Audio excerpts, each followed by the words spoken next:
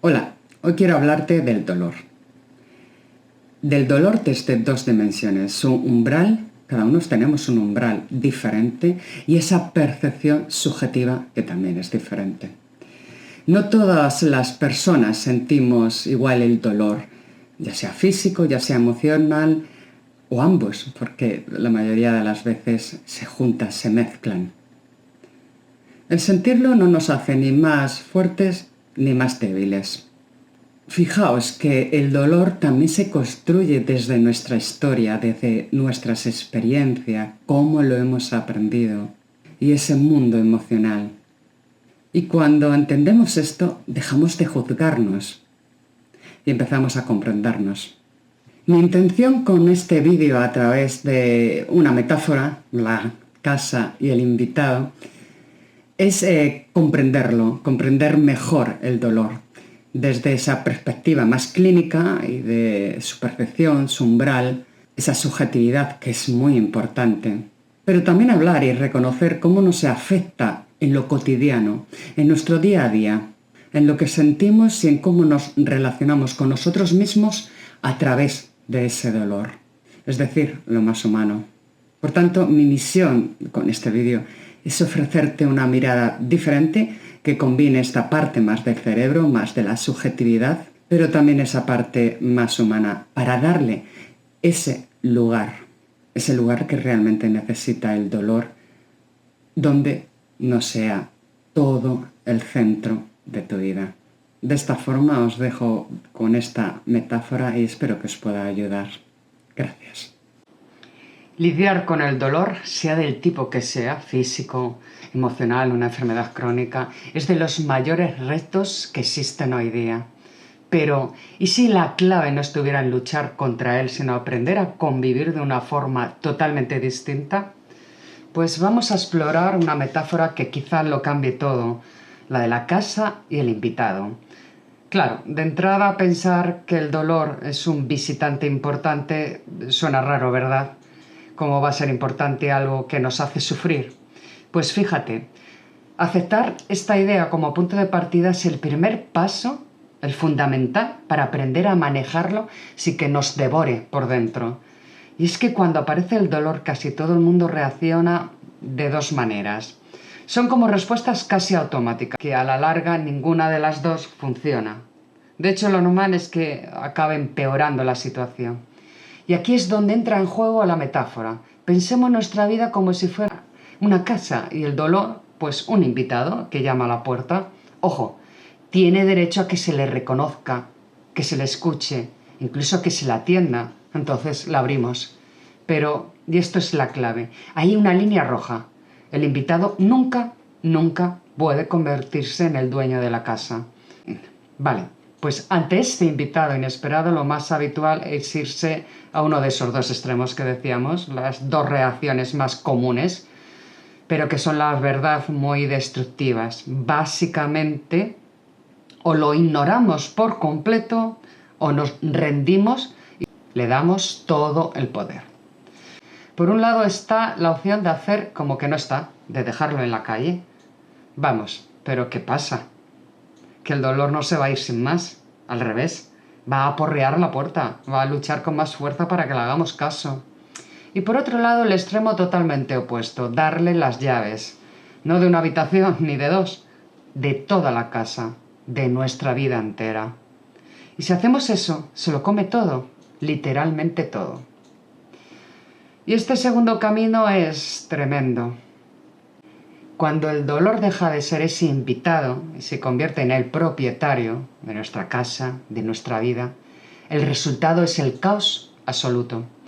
Se hace con el control de todo y no es una forma de hablar para nada, ¿eh?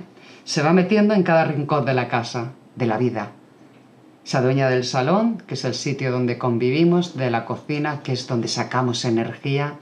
Empieza a consumir las amistades, trabajo, relaciones, incluso nuestro descanso.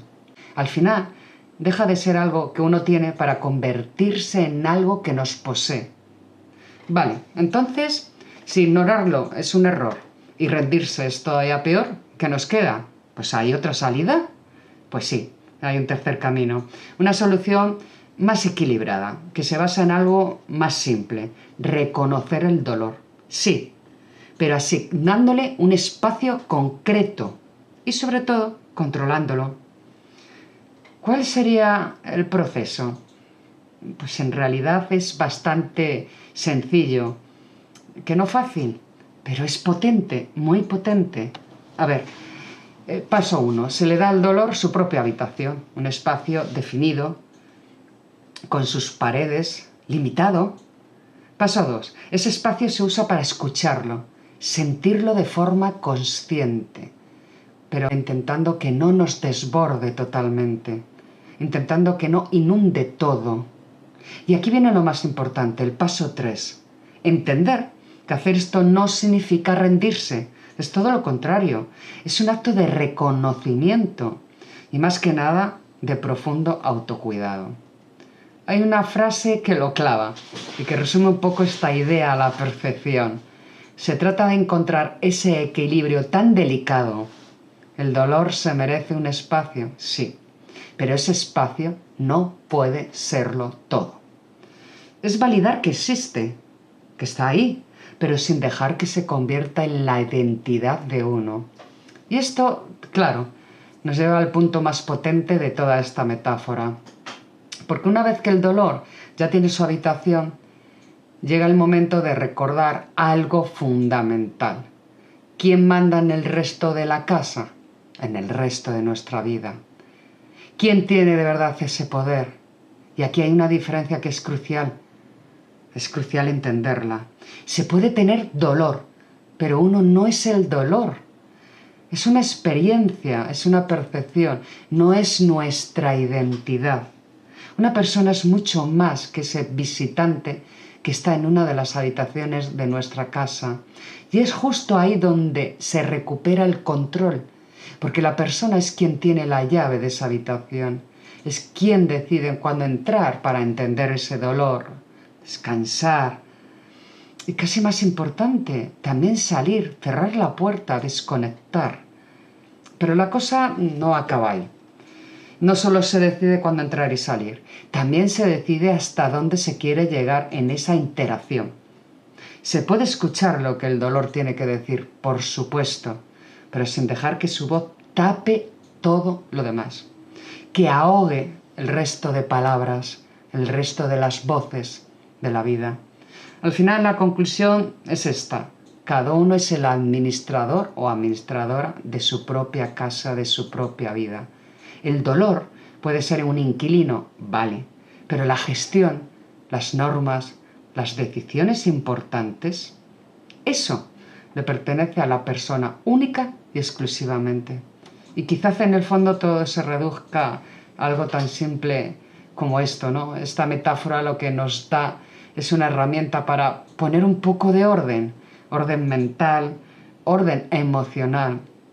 Y a veces, de verdad, con un poquito de orden, ya se consigue un espacio suficiente para poder respirar un poco mejor, para poder tener algo de alivio, aunque sea minutos.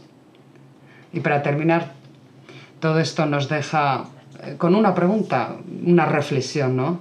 Ahora mismo, hoy, ¿en qué parte de la casa está viviendo ese dolor que tienes?